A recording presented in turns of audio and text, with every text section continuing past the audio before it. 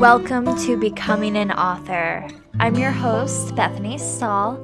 I am a full-time self-published author, and this podcast is going to bring self-publishing tips and tricks to you.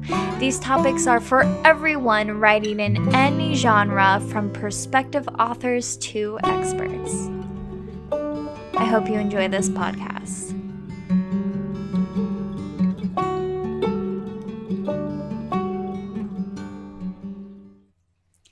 Hey everyone, so in today's episode, we are going to be talking about Grammarly.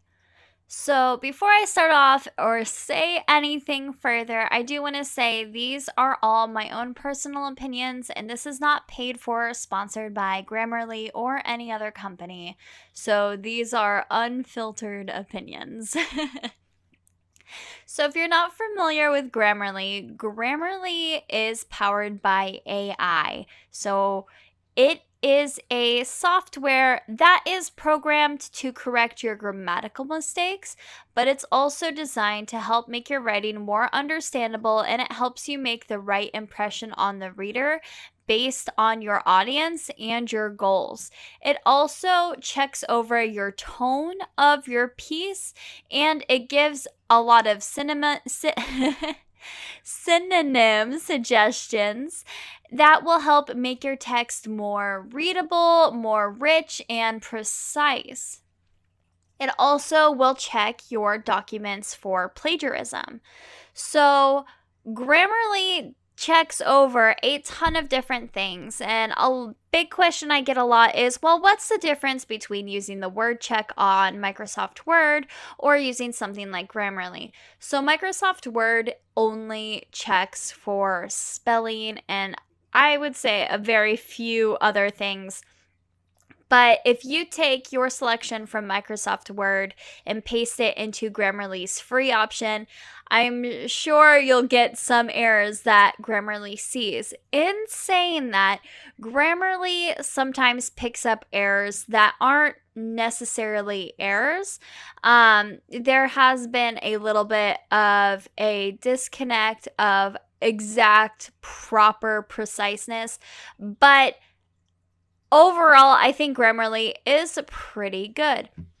So I used the free version of Grammarly for a while before I decided, you know what, I'm just going to go ahead and get a subscription to it.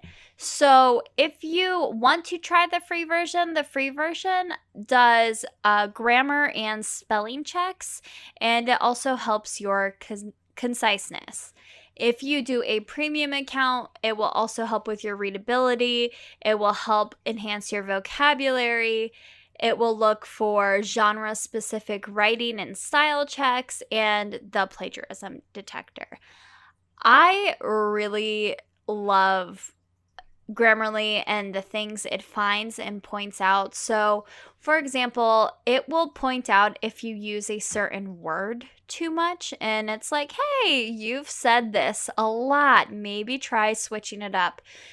I love suggestions like that because when I'm editing my work, I just really like throwing it in Grammarly and fixing up a few things.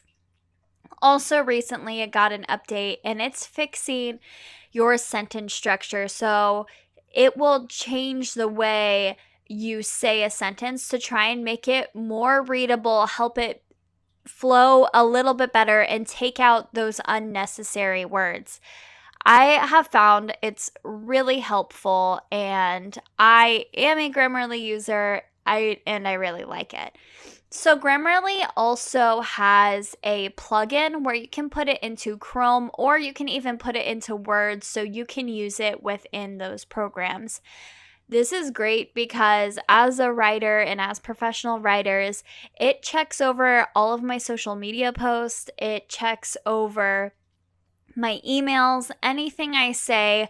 Grammarly's like, oh, hey, here's an error, fix it. And it has saved me a few times, especially when I'm having conversations with different professionals in the field. I want to make sure that I sound professional and obviously, as a writer, I don't want to send emails that are poorly written.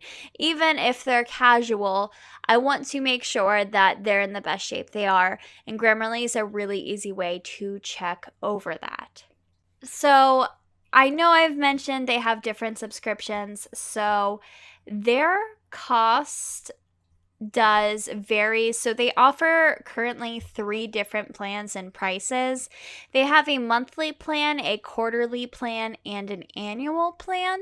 The monthly plan is roughly $30 a month. The quarterly plan is roughly $20 a month, and the annual plan is roughly $11 a month. I have the annual plan because that's the most cost effective. And being a self published author, I want to make sure that I'm doing things that are the best and most efficient cost.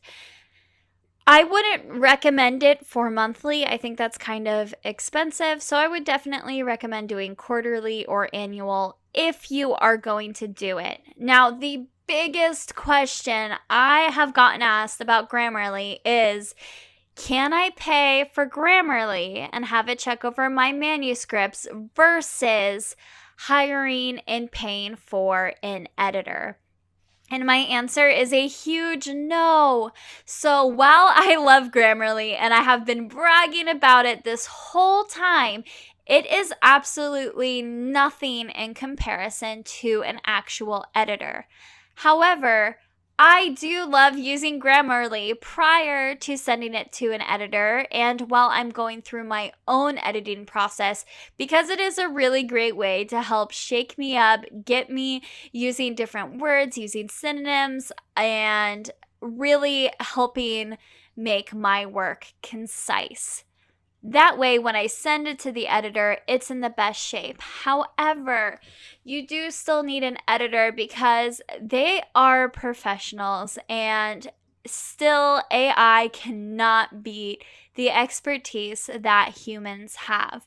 Editors are going to help you with developmental editing and they're going to help you with checking word by word and punctuation marks and all of the little grammar nuances. Grammarly is great, but it doesn't catch everything, and all of its suggestions may not be perfect to the writing style you need.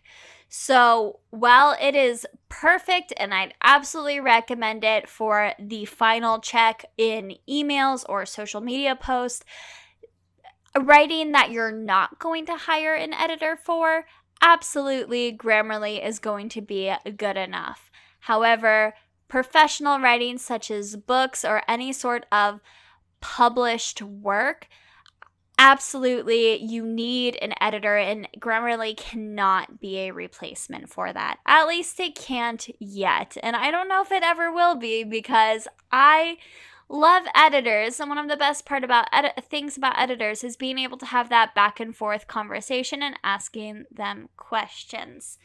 So, overall, yes, I do think Grammarly is a wonderful tool to use, and I do recommend it. However, no, it cannot be a replacement for a professional editor. I hope this has helped. I know a lot of you have had the Grammarly question. And again, try it out for free. I used the free version forever until I finally gave in and was like, I need more.